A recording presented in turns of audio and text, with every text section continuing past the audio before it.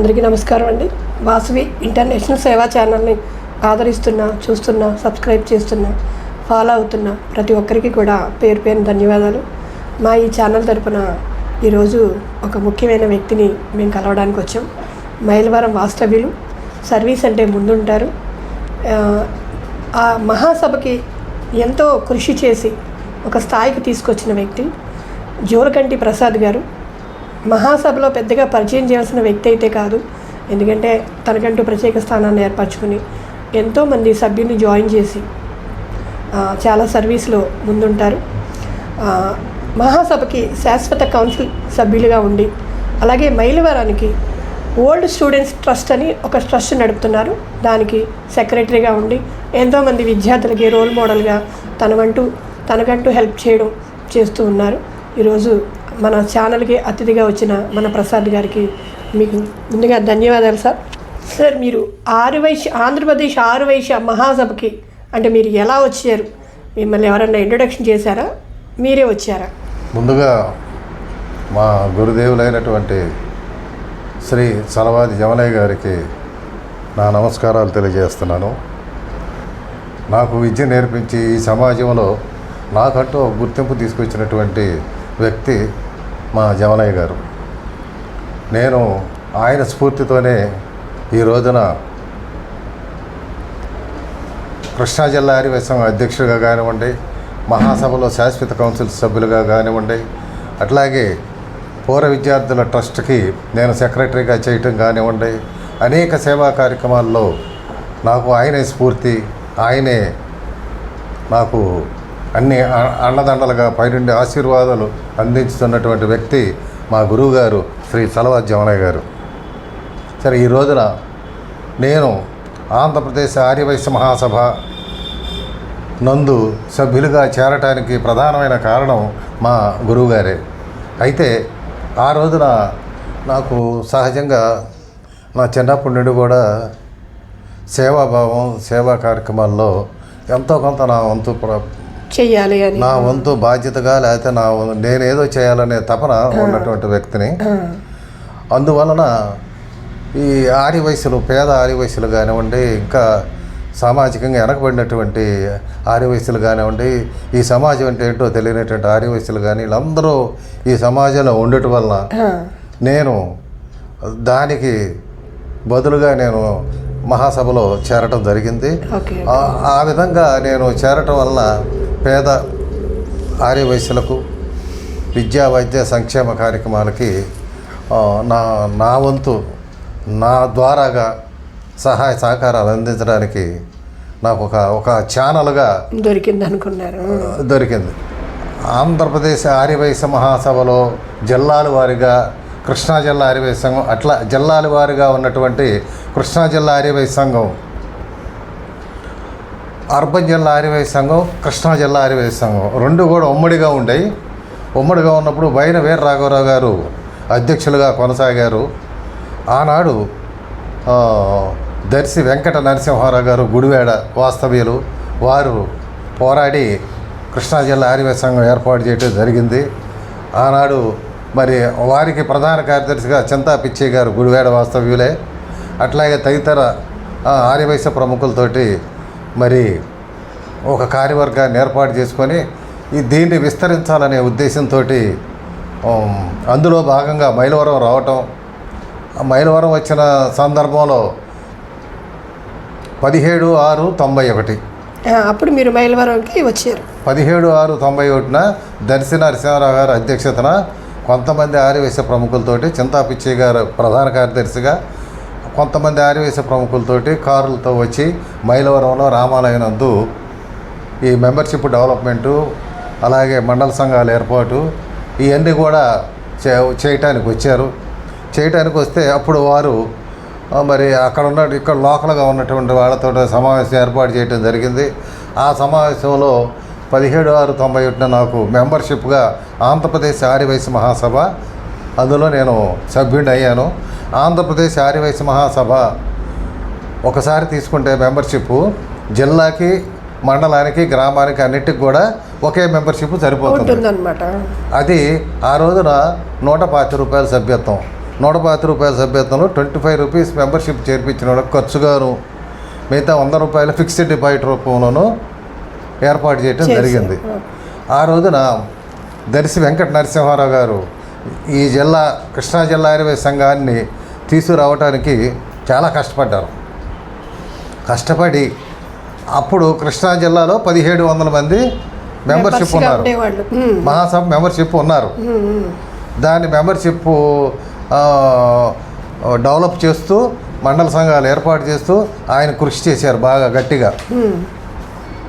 అలాగే సిరివిశెట్టి సత్యనారాయణ గారు, తాతారావు గారు బందరు మచిలీపట్నం వాస్తవులు వారు చేశారు. గుడివాడ రామచంద్రరావు అధ్యక్షులుగా చేశారు మరి జిల్లాకి. అట్లాగే చీకటమర్ల శివరాం ప్రసాద్ గారు చేశారు. అలాగే అట్లా తదితర ఆర్యవేశ ప్రముఖులు చాలామంది కూడా ఈ జిల్లాకి అధ్యక్షులుగా చేయటం జరిగింది. ఇకపోతే మేము ఆనాడు చాలా బలహీనంగా ఉంది. ఆర్యవేశ సంఘం పెట్టాలంటే భయంగా ఉండేది. సంఘాలు లేవు, ఎక్కడా లేవు. భయపడే రోజుల్లో మేము ముందుకొచ్చి ఇది నా సంఘం నేను అని చెప్పి ఏర్పాటు చేయటం కోసం నేను ముందుకొచ్చి ఈ ఊళ్ళో ఈ గ్రామంలో అందరినీ కూడా సభ్యుల్ని ఏర్పాటు చేసి మరి మైలవరం మండల ఆర్యవేశ సంఘం అనే దాన్ని ఏర్పాటు చేసి అంచెలంచెలుగా 400 మంది సభ్యుల్ని ఇక్కడ తయారు చేయటం జరిగింది, సభ్యులుగా చేర్పించడం జరిగింది. తర్వాత మహిళా విభాగం ఏర్పాటు చేయటం జరిగింది.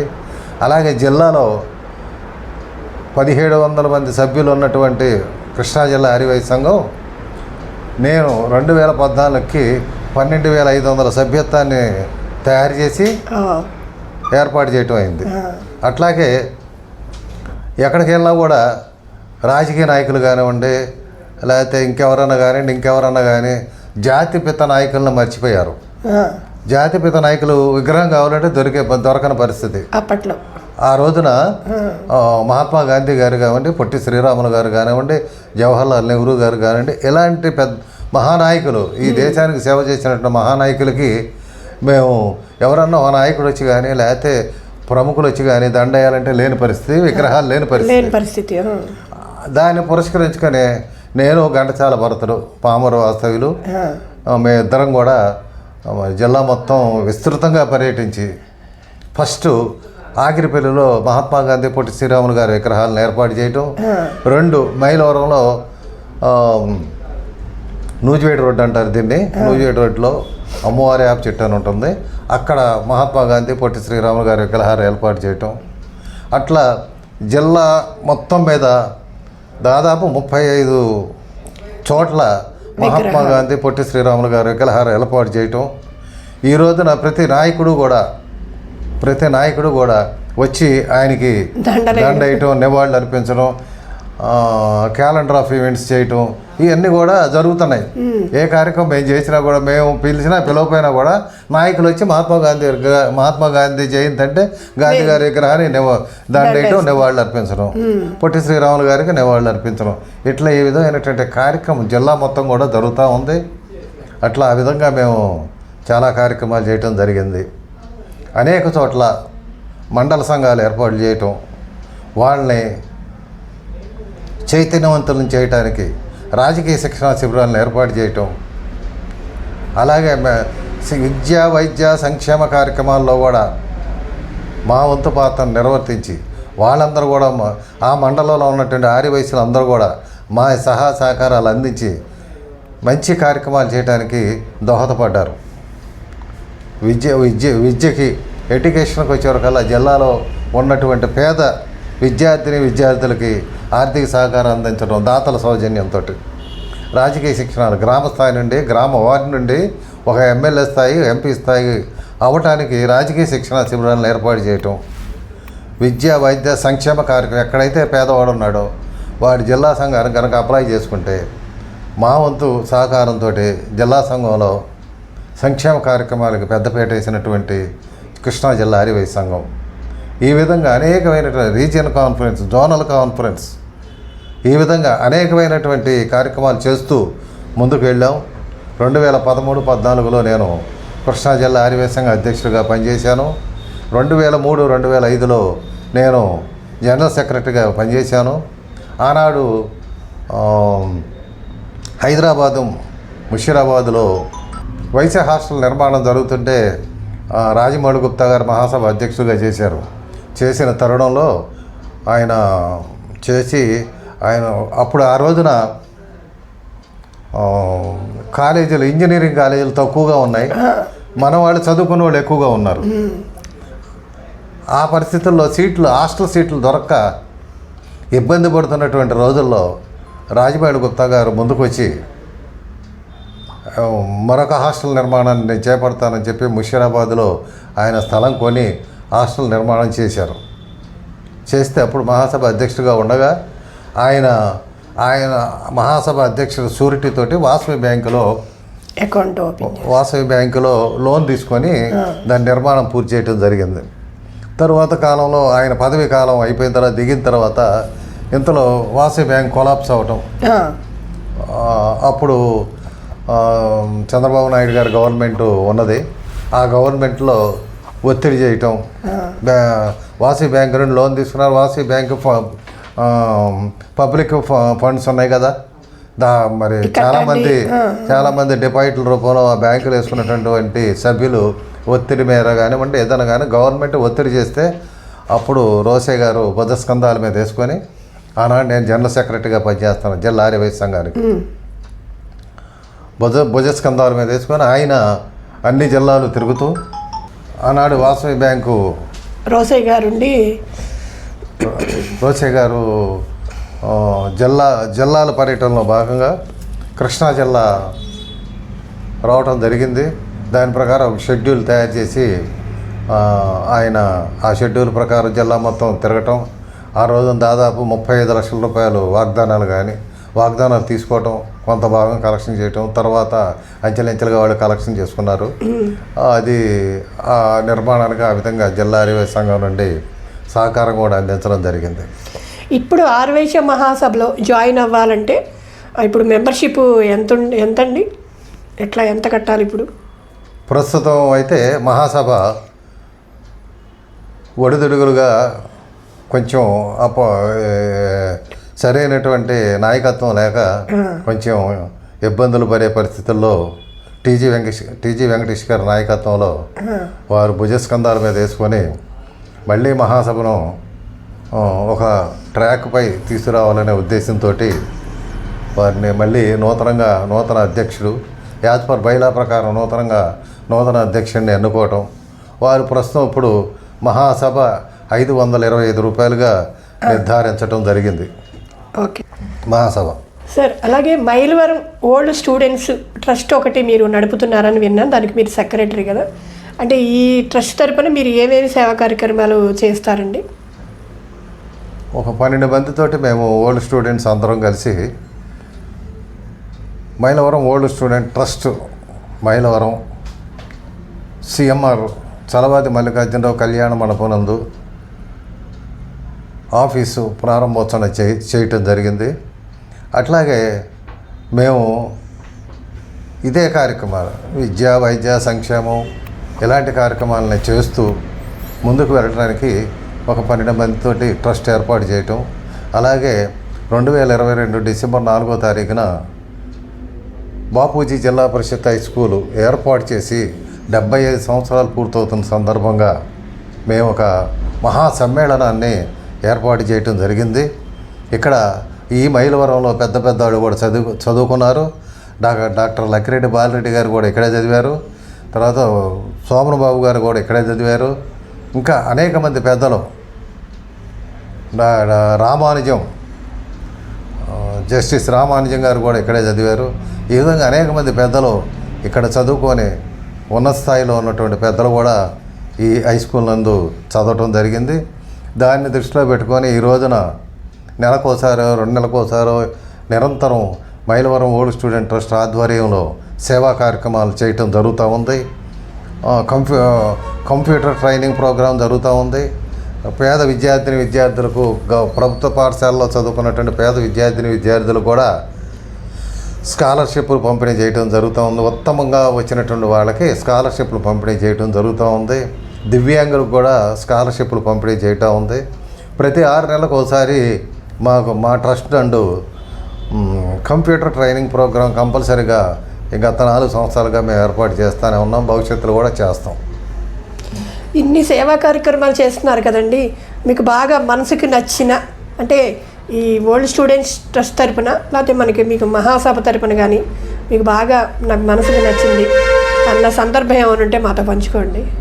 బాగా నచ్చినవి ఏంటంటే విద్య, వైద్య సంక్షేమ కార్యక్రమాలు పేదవాళ్ళకి పంపిణీ చేయటంలో నాకు చాలా సంతృప్తి కలిగిందండి. ఓకే. అట్లాగే మహనీయుల్ని తలుచుకోవడానికి ఎక్కడ ఎటువంటి విగ్రహాలు లేకుండా, ఎక్కడో ఒకటి విగ్రహం ఉంటుంది అందుబాటులో లేకుండా, అంత సామాన్య ప్రజానీకానికి, రాజకీయ నాయకులకి, వీళ్ళందరికీ కూడా మరి అందుబాటులో ఉండే విధంగా, అందరూ ఆచరణ యోగ్యంగా ఉండే విధంగా మేము ప్రతి మండలంలో కూడా మహాత్మా గాంధీ పొట్టి శ్రీరాములు గారి విగ్రహాలు ఏర్పాటు చేయడం జరిగింది. కొన్ని మండలాలు 2 చోట్ల 3 చోట్ల చేయడం కూడా జరిగింది. పక్కన ఏకొండూరు మండలంలో 5 చోట్ల చేయడం జరిగింది. ఇట్లా ఈ విధంగా మనం చాలా సేవా కార్యక్రమాలు చేయడం జరిగింది. చాలామంది ఇంజనీరింగ్ స్టూడెంట్స్కి ఇప్పటికీ కూడా ఫోన్ చేస్తారు గుర్తుంచుకొని, జెపి గారు నేను ఇట్లా పలానా అంటే నాకు మీరు ఇలా చేశారు, స్కాలర్షిప్ సహాయం అందించారు, ఫీజులు కట్టారు, ఇవన్నీ కూడా మీరు చేశారని నాకు ఒళ్ళు పొంగిపోద్ది. అంతే కదా, అంత ఆనందం. వాళ్ళకి స్థాయికి వచ్చారు అంటే వీళ్ళందరూ ఒళ్ళు పొంగిపోద్ది అనమాట.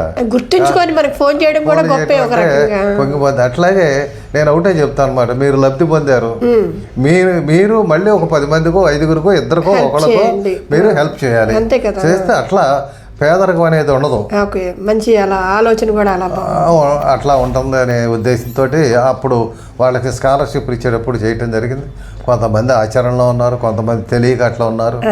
రకరకాలుగా విభిన్న మనస్తత్వాలు ఉంటాయి కదా మానవులకి. మీకు ఇంకా నాకు ఇది చెయ్యాలని అంటే గోల్ అనుకోండి, లేకపోతే సంకల్పం అనుకోండి, నాకు చేయాలని ఉందమ్మా అన్న సందర్భం ఏమైనా ఉందండి? ఇంకా చేయాలని ఏముందండి, అన్ని చాలా వరకు చేసాం. ఇప్పుడు ఉన్న కాలమాన పరిస్థితుల ప్రకారం మరి నాకు ఇప్పుడు 68వ సంవత్సరం జరుగుతుంది. ఇప్పుడు నేను 91 నుండి 2014 వరకు జిల్లా ఆర్యవైశ్య సంఘంలో అనేకమైనటువంటి పదవులను నిర్వహించి జిల్లా అధ్యక్షుడిగా చేశాను. ఆ తర్వాత నుండి ఇప్పుడు గత 10 సంవత్సరాలుగా ఎవరైనా వచ్చే సలహాలు సంప్రదింపులు తప్ప పూర్తి స్థాయిలో నేను ముందుకు వచ్చే దానికి అవకాశం కలగట్లేదు.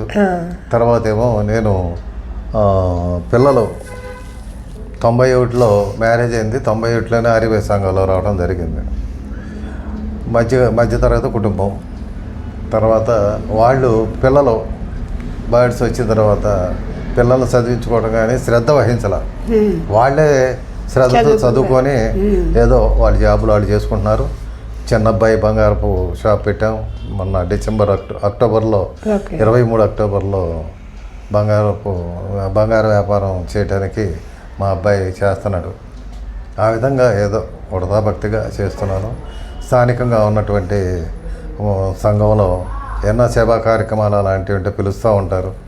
వీలున్నంత వరకు వెళ్తాను, నాకు అవకాశం ఉన్నంత వరకు కూడా నేను అక్కడ అటెండెన్స్ అయ్యి నా వంతు కర్తవ్యాన్ని నేను నిర్వర్తిస్తాను. మీరు మీ జర్నీలో ఎంతోమంది అంటే మీరు యువత నుంచే ఇక్కడికి వచ్చారు. ఇప్పుడు ఉన్న యువతకి మీరు ఒక మంచి సజెషన్ ఏమన్నా ఇవ్వాలని అనుకుంటున్నాను నేను. ఇప్పుడున్న యువతకి నేను ఇచ్చే సందేహం ఏంటంటే బాగా చదువుకోవాలి, ఆర్యవైశ్యంలో బాగా చదువుకోవాలి, ఉన్నత చదువులు చదవాలి, ఉన్నత శిఖరాలను అధిరోహించాలి, ఉన్నత ఆశయాలతో జీవించాలి. ప్రేమ, సేవ ఈ 2 ఉంటే త్యాగం ఉంటుంది. త్యాగం ఉన్నప్పుడు సమాజంలో మనకు గుర్తింపు ఉంటుంది. ఆ విధంగా ముందుకు రావాలని నేను కోరుకుంటున్నానండి. మీ ప్రయాణంలో ఎవరికైనా థ్యాంక్స్ చెప్పాలంటే ఎవరికి చెప్పగలరు? నేను థ్యాంక్స్ చెప్పడం అంటే ప్రతి సహాయ సహకారాలు ప్రతిదానికి థ్యాంక్స్ చెప్తాను. అది చేసినటువంటి కృతజ్ఞత అది ఉంచుకోవాలి. కృతజ్ఞత లేకపోతే మనకి రెండోసారి దాత ముందుకు రాడు. తర్వాత దాతని మనం ఇన్స్పైర్ చేయాలి. వాళ్ళ అసలు సంఘం అంటే భయపడే రోజుల నుంచి ఈరోజు సంఘంలో నాకు పదవి కావాలనే రోజు స్థాయికి వచ్చింది. ఈ రోజున ఒకనొక దశలో సంఘం అంటే భయపడే 4 వస్తే 3 పారిపోయాడు. అలాంటిది ఈరోజు నా సంఘంలో నాకేదో పదవి కావాలి అనే స్థితికి వచ్చింది. అదే తృప్తి నాకు. ఆ రెస్పెక్ట్ అనేది అలాగా అదే తృప్తి. అట్లాగే విజయవాడలో కూడా నాకు చాలామంది ఆర్యవేశ ప్రముఖులు ఉన్నారు. వాళ్ళు కూడా సంఘాలు యాక్టివ్గా లేని రోజుల్లో నేను దర్శివాసు వీళ్ళందరూ కూడా జిల్లా అధ్యక్షుడిగా ఎన్నికల నిర్వహణాధికారిగా నేను రావటం, ఎన్నికలు నిర్వహించడం జరిగింది. అట్లా ఆనాటి నుండి ఈనాటి వరకు కూడా అందరూ కూడా బాగా చేస్తున్నారు. మంచి కార్యక్రమాల్లోనే విజయవాడ కూడా అభివృద్ధి చెందుతుంది. ఓకే సార్, ప్రసాద్ గారు, మీ అడుగుజాడల్లో యువత అంతా నడవాలని, ఎందుకంటే మీరు ఎంతో ఎక్స్పీరియన్స్. సో మాకు కూడా మీ అందరి బ్లెస్సింగ్స్ ఉండాలని, మా ఛానల్కి కూడా మీరు ఇంత టైంని మాకు ఇచ్చినందుకు మీకు మా ఛానల్ తరపున మరి ధన్యవాదాలు తెలియజేసుకుంటున్నానండి. నమస్తే. ఆర్యవైశ్యులందరూ కూడా విజ్ఞప్తి, వాసవి ఇంటర్నేషనల్ సేవా ఛానల్ విజయవాడ వారు నిర్వహించే ఛానల్ని మన ఆర్యవైశ్య ప్రముఖులందరూ కూడా సహకారం అందించి సేవా కార్యక్రమాల్లో ముందు ఉండి ఈ ఛానల్కు తోడ్పాటు అందించవలసిందిగా కోరుతున్నాం. జై వాసవి, జై జై వాసవి.